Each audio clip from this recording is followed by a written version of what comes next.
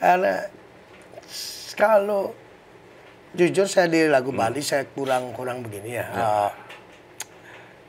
Kurang kena gini ya. Passionnya kurang kena ya. Kurang kena ya. Karena apa? Saya seperti yang tadi itu spesialisnya udah banyak, apalagi yang muda-muda sekarang penyanyinya banyak sekali kok. Penyanyi lagu Bali itu banyak sekali kok. Jadi artinya bahwa kalau misalnya Benny hanya satu album sudah itu nggak muncul-muncul lagi, bukan karena tidak laku, bukan karena ngambul gitu, bukan ya.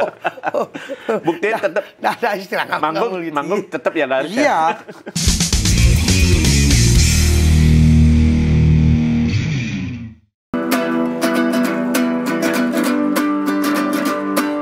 Sweet 17, pitulas umur ketete. Aduh manis nih, tugas beli nepuk ketut. Mecelana blue jean, membaju kaos you can see. Nega motor mio, mekacamata selam. Minat jogging, nonton film. Itu di 21. Itu di 21. Oke, akhirnya jadi juga. Ini edisi podcast yang spesial ya. Yang pertama, ini pertama kali kita ada backsound. Backsoundnya natural banget, suara hujan. Tapi hujan pun tidak menghalangi kita untuk menghadirkan edisi terbaru ini. Karena, saya mohon maaf sebelumnya sama Ko Benny. Karena ini adalah edisi yang tertunda. Sebetulnya kita dulu sudah pernah rekaman. Tapi karena satu dan lain hal jadi batal tayang dan baru sekarang bisa diulangi. Super sibuk soalnya kok ya. Oke. Apa kabar Ko Benny? Baik, sehat. Baik. Terima kasih. Jadi untuk mencari waktunya ini sengai-ngai gitu Ko Benny ya. Bahwa Ko Benny ini memang mungkin salah satu penyanyi Bali yang jobnya cukup padat. Walau setelah ini ya, setelah solo karir jadinya kok sekarang ya. Atau ada band baru? Sebenarnya solo karir masih tetap, band juga ada. Itu tergantung pesanan aja. Oh, tergantung jadi pesanan. Orang order solo atau band gitu ya? Ya. Cuma arti kalau sebelum ini kan orang identik mendengar kalau Benny Crazy Horse. Kemudian pada akhirnya memutuskan untuk bisa baik-baik. Masih ada nggak dalam 1-2 tahun terakhir ini kayak rasa-rasa bayang-bayang Crazy Horse itu sebenarnya? Kalau bayang-bayang itu masih tetap ada, karena saya dari cukup lama zaman ngamen di Kuta ya tahun 91. Saya udah masuk 91, 92 itu saya masuk. Itu masih ngamen di pub. Belum merambah ke pergelaran festival itu belum ada. Reguleran baru ya? Masih reguleran gitu. Jadi ya pengalaman lama pasti ada gitu. Karena pemain-pemainnya juga itu seperti keluarga. Semua saking lamanya kita dari yang anaknya belum lahir sampai punya anak, semua kita melewati semua. Tapi boleh diceritakan nggak Ko Benny awalnya? Ini kan kalau orang yang mengikuti jejaknya, Ko Benny ini di kalangan penyanyi Bali dikenal juga. Oke, terus kemudian di kalangan band, bukan ini band lagu Indonesia, orang teman-teman yang suka ngamen musik di pub bar juga, ya Crazy Horse. Awalnya itu dari mana aku sebenarnya? Sebenarnya saya dulu termasuk penggemar Crazy Horse. Oh, Crazy Horse sudah ada? Sudah ada. Itu penggemar. Mereka berdiri kalau tidak salah 87. Oke. Masih basisnya di Crazy Horse nama barnya dulu. Itu saya masih SMA, saya sering ke Kuta karena kebetulan paman punya airshop di Kuta. Jadi sering diajak. Terus dikenalkan ini loh tempat ada band-band rock yang legendaris ini. Nah, saya mainlah menonton Crazy Horse main di Crazy Horse Bar itu Pinat punya ya. Yang jadi saya tuh salah satu penggemar mereka. Awalnya. Gagah luar biasa ini band rock nih. Pada waktu itu sempat kebayang nggak satu saat saya akan jadi personelnya? Atau belum kebayang sana? Nggak kebayang sama sekali. Karena saya mengakhiri SMA itu 89 akhir saya sudah mulai manggung di Kuta. Tapi tinggalnya masih di Tabanan. Iya. Tapi itu kadang-kadang sebulan 2 kali. Lama itu masih di Hotel Puri Raja namanya.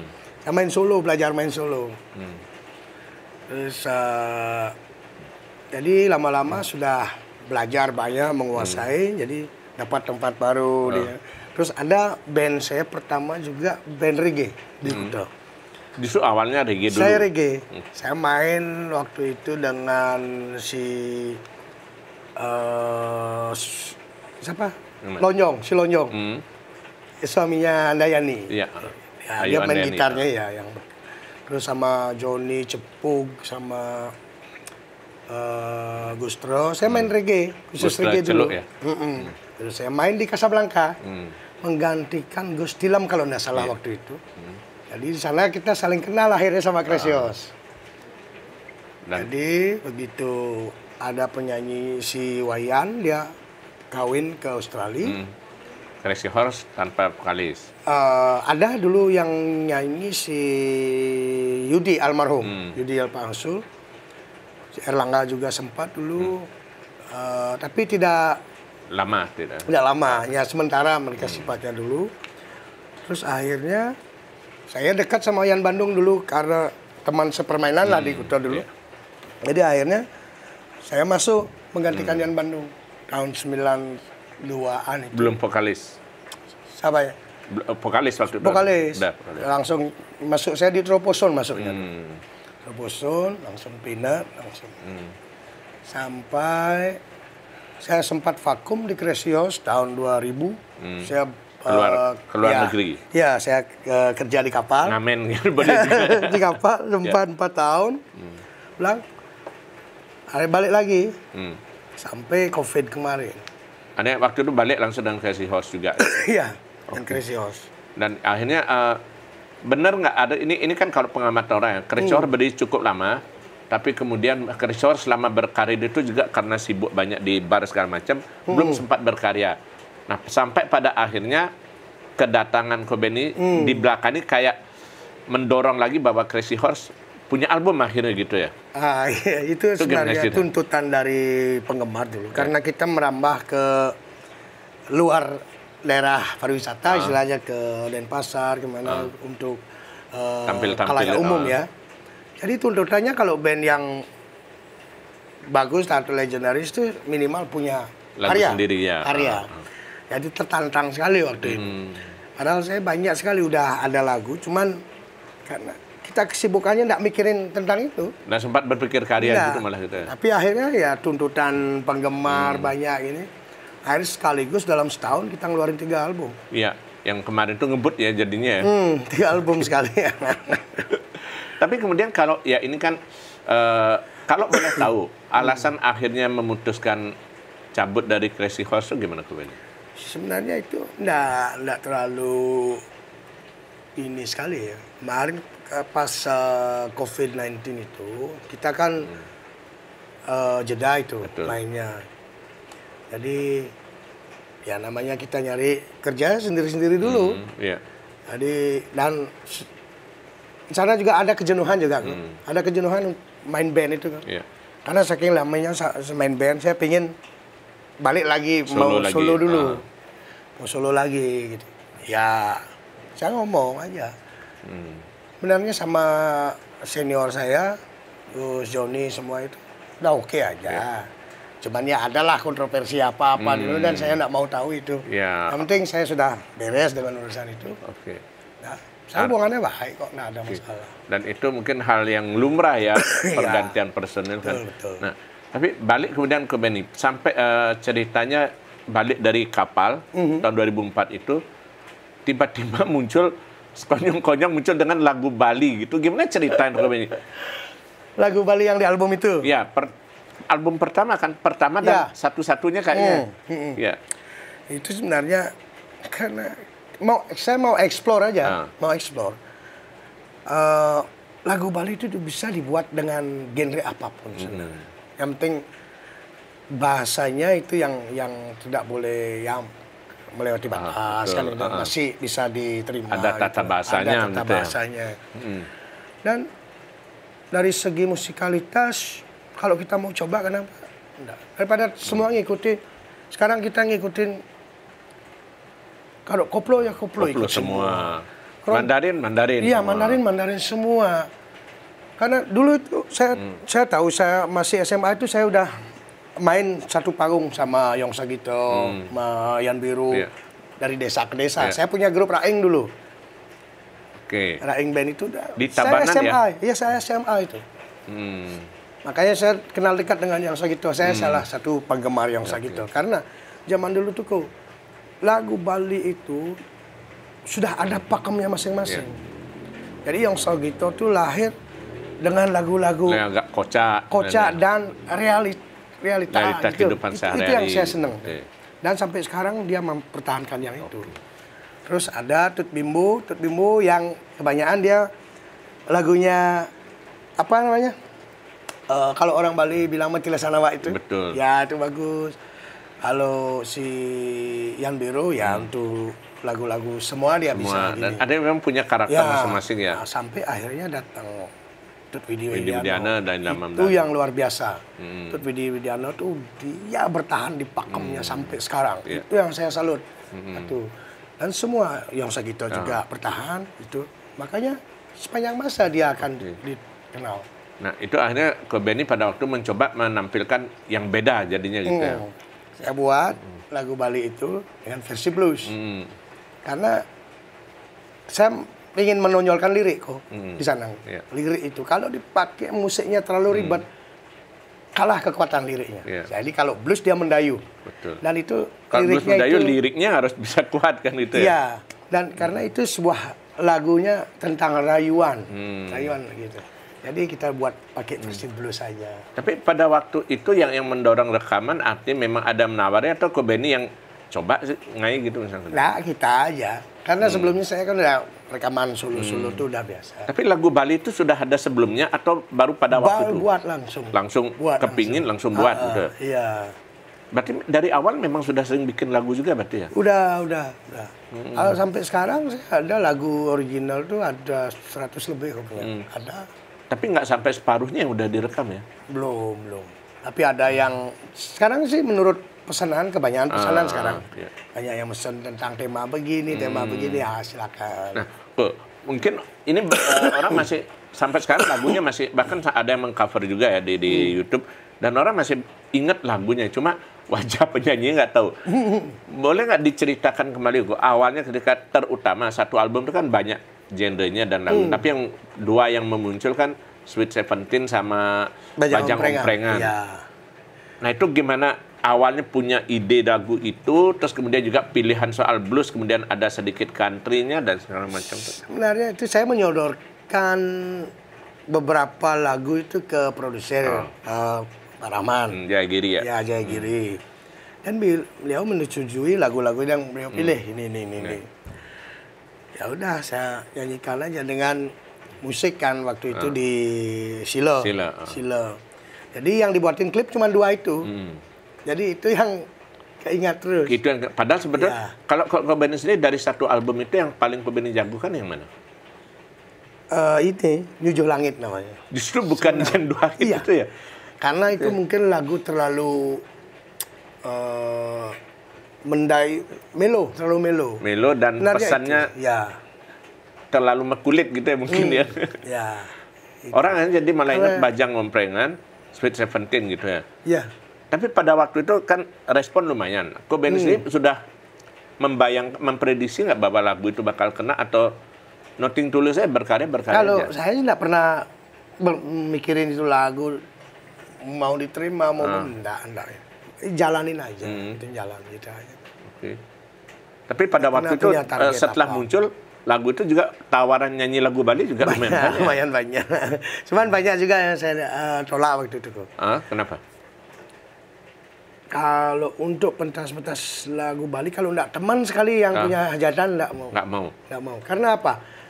Penyanyi Bali itu banyak kok. Iya. Saya mengutamakan mereka dulu, yang spesialisnya dulu.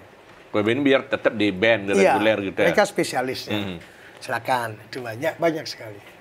Tapi nggak sayang kok, orang kan justru malah ini cuan nih gitu loh. Kalau lagu Balinya saya kan bisa saya campur, di bar pun saya nyanyiin kadang-kadang lagu Bali. Tapi kalau diambil panggung mereka nggak dapat panggung nanti gitu ya? Bukan nggak dapat panggung. Mereka lebih spesialis di sana. Gitu. Itu prinsip rendah hati kayaknya nih, bahwa Kobeni merasa bahwa mereka spesialis lagu ballad gitu. Iya, dan dia membawakan lebih bagus dari saya jauh-jauh gitu. Tapi kalau bayangan Kobeni sendiri pada waktu itu memang cukup satu album saja, atau ada orang mengatakan bahwa misalnya band gara-gara satu album kuang menek ngambil suut dari penyanyi Bali itu gimana gitu loh. Karena cuma satu album gitu loh. Karena kalau jujur saya di lagu Bali saya kurang begini ya. Kurang kena gini ya. Passionnya kurang kena ya. Kurang kena ya. Karena apa?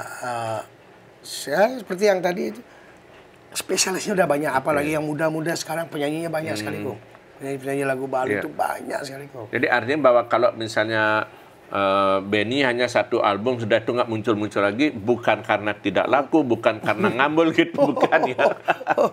Buktinya tetap ada istilah ngambul gitu. Manggung tetap ya laris. Iya. Saya pernah manggung di Sanur kok. Di restoran.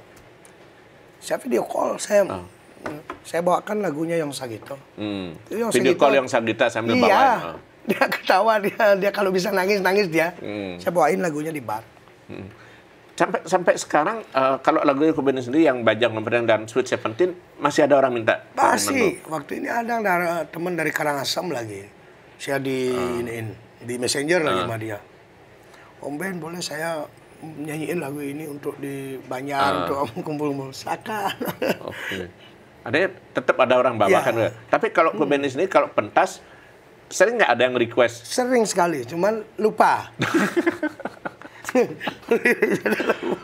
Terpaksa requestnya ditolak jadinya gitu ya. Paling ujungnya aja dikit. Atau itu malah nggak memunculkan baru nggak bahwa ini bisa direkam ulang, di remix atau gimana? Saya sempat ada pembicaraan sama Haji Rahman dulu. Seandainya saya mau mendaur ulang lagi ini, mengaransemen ulang, boleh enggak? Saya kan izin harus dari. Beliau bilang silakan aja. Paling yang beberapa lagu aja. Saya musiknya mungkin lebih modern saya buat atau gimana nanti gitu loh. Dengan format band kali mungkin lebih bisa. Cuman nyari waktunya sekarang. Ngalih setelah waktu nanti yang belum dapat gitu ya. Tapi artinya kemungkinan itu ada gitu guys. Yang reguler untuk solonya udah tiap hari. Ya. Belum lagi kadang ada tawaran pentas acara khusus gitu ya. Januari ini saya ada event wedding 3 udah. Solo aja. Cuma solo. Sampai September saya udah jadwal itu. September saya udah jadwal dari DP. September ini. Untuk tampil Januari ini ya? Ya. April, Juni, September itu udah berapa jadwal. Tapi itu boleh sih, wedding-weddingnya boleh. Kalau misalnya dibilang kayak tadi kan kesibukan aktivitas kan cukup padat juga. Dan kebanyakan lagu tadi kalau wedding dan segala macam berarti kan top 40. Nah, Kobeni merasa lebih di mana beda tantangannya membawakan lagu top 40 Barat dan lagu Bali? Sebenarnya kalau lagu Bali apalagi karya sendiri lebih enak. Kalau lagu Barat itu kita udah niru, tambah lebih jelek. Interpretasinya belum tentu dapat juga gitu ya. Benar paling enak bawa original itu. Intinya itu sebetulnya. Kalau kita jadi pengcover itu harus at least kita bisa hampir mirip lah. Kalau memang kita mau lepas, mau improve totalitas. Sekalian aja, jangan nanggung-nanggung gitu. Berarti pilihannya dua ya, cover mendekati aslinya atau total. Cover improve. Kalau tengah-tengah malah kurang pas ya. Kacau. Banyak emang itu bro. Banyak. Maksakan, dipaksakan gitu loh. Kesannya jadinya maksakan gitu. Nah, kalau ngomongin soal job tadi kok, penyanyi baru banyak muncul, musisi banyak. Tapi kan tidak semua dalam tanda kutip seberuntung Kobeni. Banyak juga yang malah ngalin-ngalin job dan segala macam. Nah, boleh bagi cerita nggak atau bagi tips barangkali Kobeni untuk bisa tetap eksis sekaligus artinya bahwa profesi penyanyi dan musisi itu masih cager kok gitu misalnya. Sebenarnya itu kualitasnya. Kualitas pertama. Jadi orang tuh nonton kita dari kualitas. Kalau kualitasnya kita enggak bagus, dia enggak cocok ya enggak. Jadi Dan setiap hari saya tetap belajar kok. Setiap hari saya nyari lagu baru. Sampai sekarang ada 3.000 lebih saya lagu. Ada lagu baru yang muncul pun tetap diambil juga. Saya harus bisa. Karena ya main reguler tuh beda tempat tuh beda-beda pengunjung. Beda pengunjung, ada yang juga, khusus bule, request-nya ada pasti beda yang juga. Lokal, ada yang campur. Saya harus siap. Jadi dangdut pun saya bawa. Lagu Bali saya bawa. Sampai dangdut bawa juga? Saya bawa. Saya komplit. Lagu nasional saya bawa. Lagu daerah saya bawa. Lagu Jepang, lagu Jerman, lagu Italia. Saya harus bisa. Karena tapi kalau soal tiba-tiba misalnya lupa salah-salah dikit, wajar aja gitu ya? Di acara-acara seperti itu ya? Kalau saya membawakan lagu bahasa selain bahasa Inggris, saya pasti excuse dulu. Ya. Karena saya tidak terbiasa membawakan dengan bahasa ini. Pelafalannya saya membawakan yang mencoba yang terbaik. Misalnya La Bamba itu kan agak beda ya. Kalau yang La Bamba, yang Latin itu lebih bisa. Yang bisa. susah itu Italia, Jepang.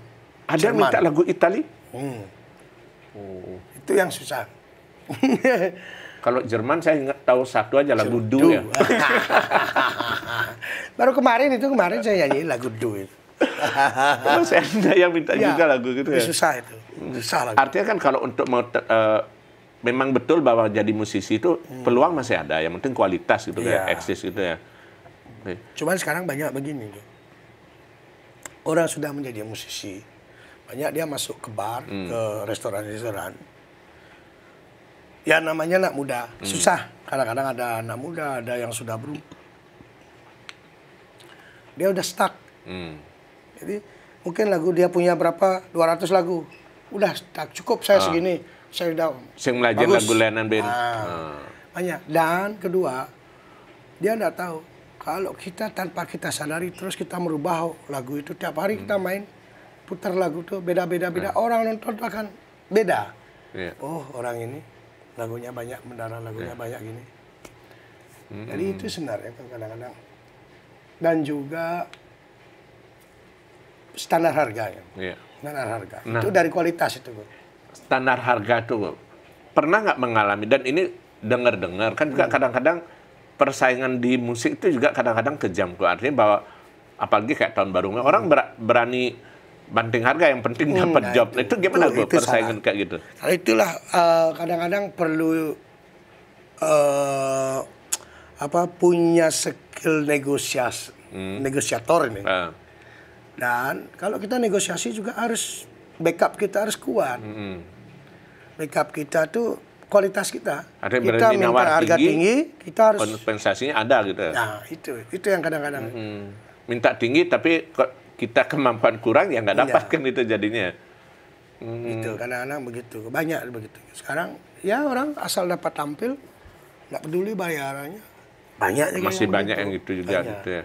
Nah, kalau benefitnya ada pesan nggak, atau mungkin ada, ya bukan ngajarin sih, tapi artinya bahwa ya sharing sedikit lah dari pengalaman puluhan tahun jadi penyanyi itu, ada tips nggak untuk adik-adik musisi penyanyi yang baru, baik di lagu Bali, di band atau apa misalnya? Ya kalau untuk sedikit sharing ya, sharing ini bukan ngajar, bukan ini sharing aja, sharing. Kalau diterima silakan, kalau enggak ya enggak masalah. Untuk standar harga itu kita harus lihat kualitas dulu. Kuatkan kualitas dulu, baru ngomongin harga. Karena saya berprinsip, kalau kita sudah bagus, harga itu datang sendiri. Dan saya berhasil begitu kok. Saya menjalani yang itu. Kualitas. Jadi ada orang punya restoran. Ini yang punyanya ada orang Jakarta, ada orang bule. Dia cari saya. Pak Benny, saya mau Anda nyanyi di bar saya. Kamu udah tahu harga saya? Saya balik. Saya udah tahu. Dia udah tahu sendiri. Jadi tidak perlu tawar-menawar lagi, dia udah karena udah tahu kualitasnya gitu ya. Itu karena track record kita main di tempat itu akan menjawab semua. Itu juga harus hati-hati bersikap ya, karena cerita itu akan beredar nanti kan gitu ya. Iya. Nah ini ada juga orang menyebut bahwa jadi penyanyi itu tidak cukup hanya kemampuan, tapi attitude. Gimana menurut Attitude paling itu? penting itu kok. Attitude itu paling penting karena apa? attitude itu pertama kita kan menarik customer ya. Ya. Kalau kita tidak punya attitude, kita tidak mau dekat sama customer, kita tidak mau ramah sama customer, dan apalagi sama staff paling penting kok. Ya, Saya sering menekankan sama band saya yang sekarang pun saya gini. Staff tempat kita kerja, jangan sekali-sekali kita menyuruh mereka. Mengabaikan mereka juga gitu. Ya, Memandang rendah mereka. Iya, karena kita sama-sama bekerja. Ya. Jadi kita harus punya attitude, bisa bilang thank you, terima kasih, bisa tolong. Ya.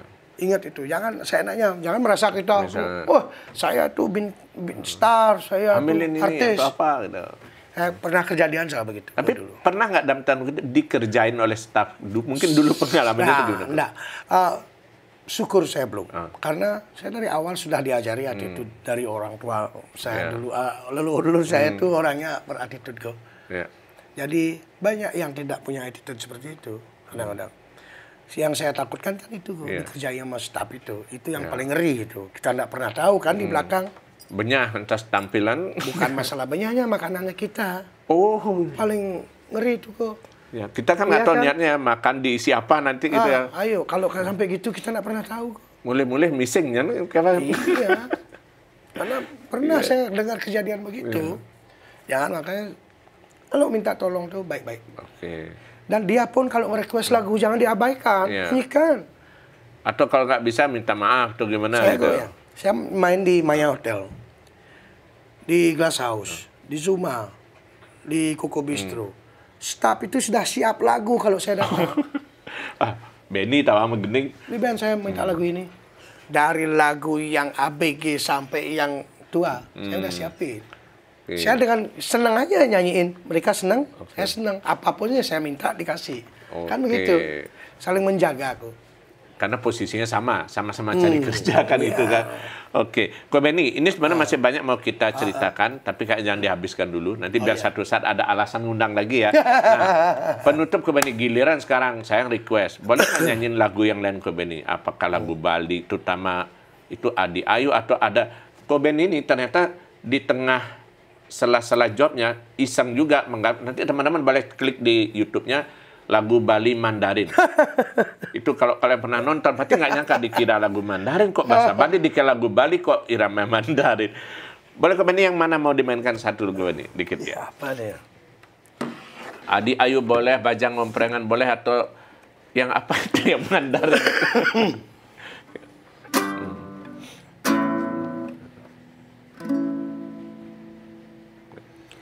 Oh, lagu nu inget deh. Saya ingetkan lirik lagi. Ini otak dodol. Adi Ayu? Adi Ayu. Adi Ayu. Ayu manis paras Adi. Buka madu. Gingsol buen sujena. Egal caro indong uyahe nyai beli buduh paling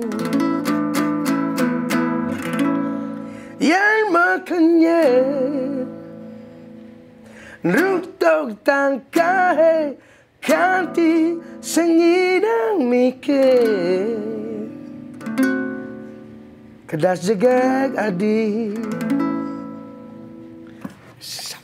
Oke. Pertemuan berikutnya kita minta yang komplit. Ya, terima kasih Ko Benny sudah menyempatkan hadir di UKMAD atas obrolan juga dan banyak tips-tips tadi ya, mudah-mudahan bisa berguna juga bagi yang nonton. Dan kita tunggu kedatangannya nanti pada kesempatan lainnya. Tetap jangan lupa salam secangkir kopi hangat.